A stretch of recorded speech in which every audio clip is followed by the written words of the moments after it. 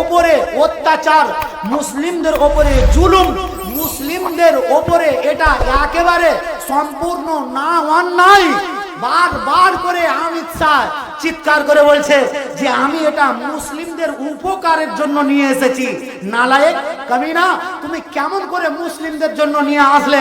আর আগে তোমার হিন্দুদের জন্য যে ট্রাস্টগুলো আছে, তাদের আন্ডারে যেগুলো সম্পত্তি আছে, সেইগুলোর ব্যাপারে তুমি যদি আগে কানুন নিয়ে আসতে, আর তারপরে বলতে যে আমি তাদের উপকার করেছি আর মুসলিমদেরও উপকার করব, এই জন্য নিয়ে এসেছি। সম্পূর্ণ বান বুঝা। আর আমাদের এই মুসলিমদের ভিতরে কিছু চামচা আছে, চামচা দালাল। এই চামচাগুলো, দালালগুলো যখন এই বিল পাস করা হলো, এই কালো কানুন যখন পাস করা হলো, তো এই নালায়েক গুলো এরা করলো কি? চামচাগুলো এরা একবারে ফুল নিয়ে, গুলদস্তা নিয়ে তাদেরকে অভিনন্দন, শুভেচ্ছা জানাতে গেল। এরা হলো কিনা দালাল, এরা কিনা কুকুর। এই লোকগুলো আজ শুধুমাত্র মাথায় টুপি লাগিয়ে আছে, আর টুপি লাগিয়ে এরা প্রমাণ করতে চাইছে যে আমরা মুসলিম। কিন্তু বন্ধু, এরা আদৌ মুসলিম নয়। যদি একটুকু ঈমান থাকতো, একটুকু যদি ঈমানি জজবা থাকতো, একটুকু যদি আল্লাহর ভয় থাকতো, তাহলে এটা কখনোই করতে পারতো না। আপনাকে বলছি, আমার এই পাকুড়ি এলাকার মানুষ সব আমরা নীরবে ঘুমিয়ে আছি। ফেসবুক চালান, ফেসবুক, ইউটিউব চালান, ফেসবুকে যান আর দেখতে আরম্ভ করেন। 2 তারিখে পাস করা হলো এই কালো কানুন, ওয়াকফ সংশোধনী বিল। 3 তারিখের সকালবেলাতেই একটা মাইয়াত হলো, যে মাইয়াতটার দাফন করতে দেওয়া হয়নি। 2 দিন পার হয়ে গেল, 2 দিন পার হয়ে গেল। এখন পর্যন্ত এর জন্য পুলিশ প্রশাসন সর্বপ্রথম আসলো কারা? আরএসএস, বজরং দল, এরা আসলো। আর এরা এসে বলতে আরম্ভ করলো যে এই ওয়াকফ সম্পত্তিতে একে মাটি দেওয়া হবে না। আটকিয়ে দিল। খবর দেওয়া হলো ওপর থেকে, সাথে সাথ পুলিশ ফোর্স চলে আসলো। আজ কতগুলো কবরস্থান বড় বড়, যেগুলোতে দেখেন না যে 30 বিঘে, 40 বিঘে, 50 বিঘে, 80 বিঘে, 90 বিঘের একটা বড় বড় কবরস্থান পড়ে আছে।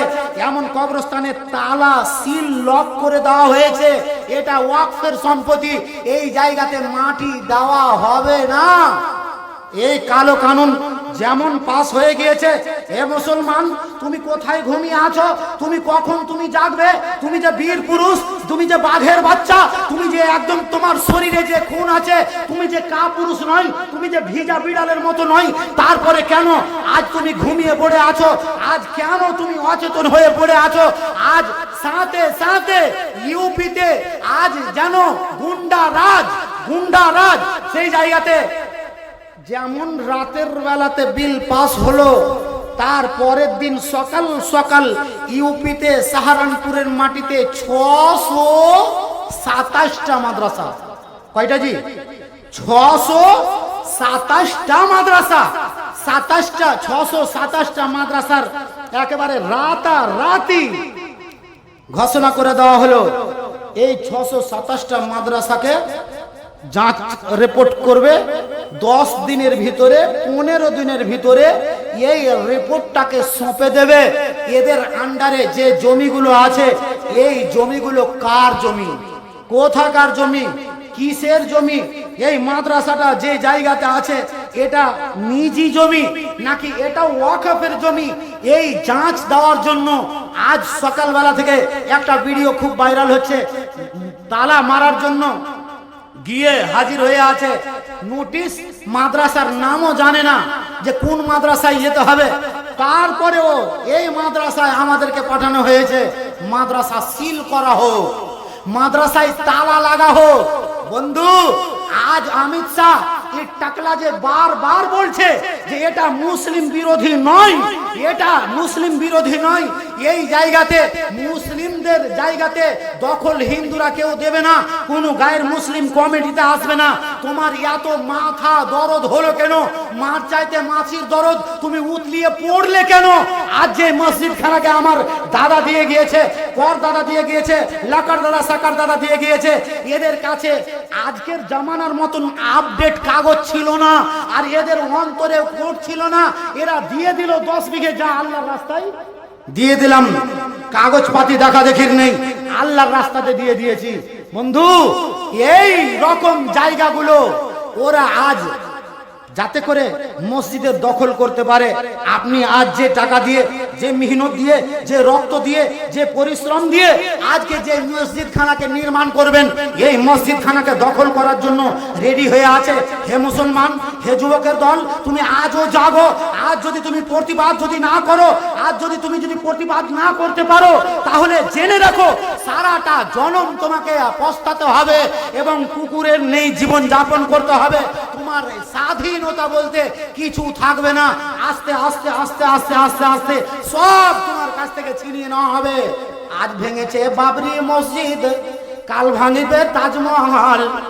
কি বাবরি মসজিদ ভাঙলো, তখন আমার এলাকার কত গেলা মানুষ হয়েছে যে এগুলা মসজিদের নামাজ পড়ি না, কুঁড়ে কার ওই মসজিদের লেগে আমরা দরদ দেখাইতে যাব।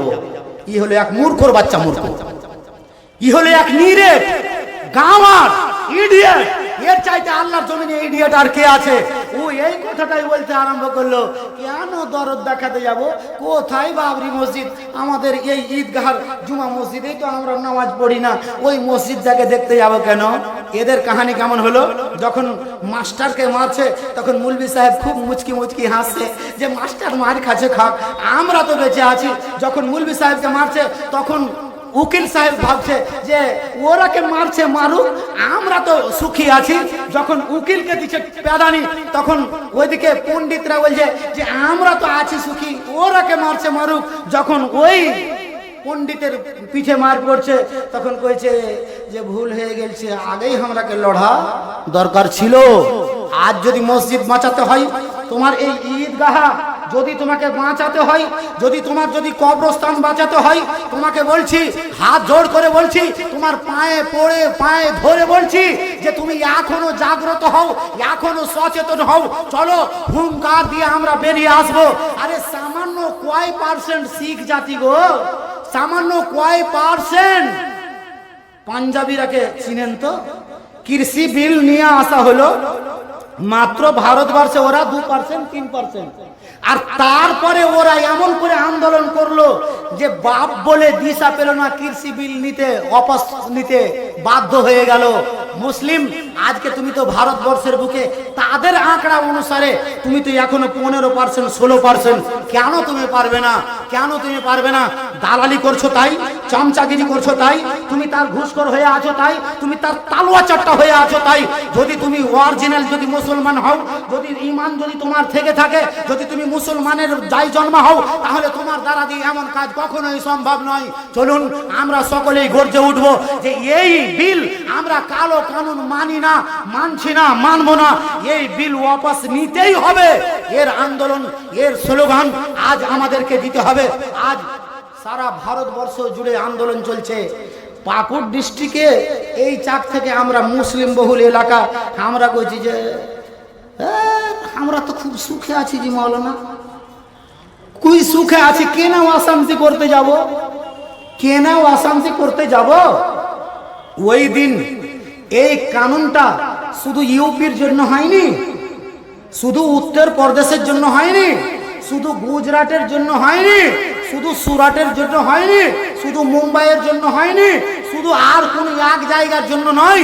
তোমার এই জায়গাতেও তোমার এই ঈদগাহ যদি তোমাকে বাঁচাতে হয়, তোমার কবরস্থান যদি বাঁচাতে হয়, তোমার মসজিদ যদি বাঁচাতে হয়, তাহলে আজই তোমাকে এখনই আন্দোলনে নেমে পড়তে হবে।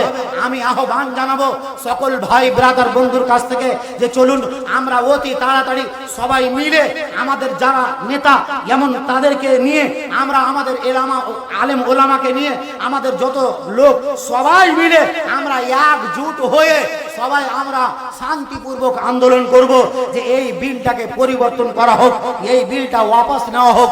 এটা মুসলিমদের হিতে নয়, মুসলিমদের বিপরীতে। মাত্র 4টা দিনের ভিতরে রেজাল্ট জল জল করে ভাসছে।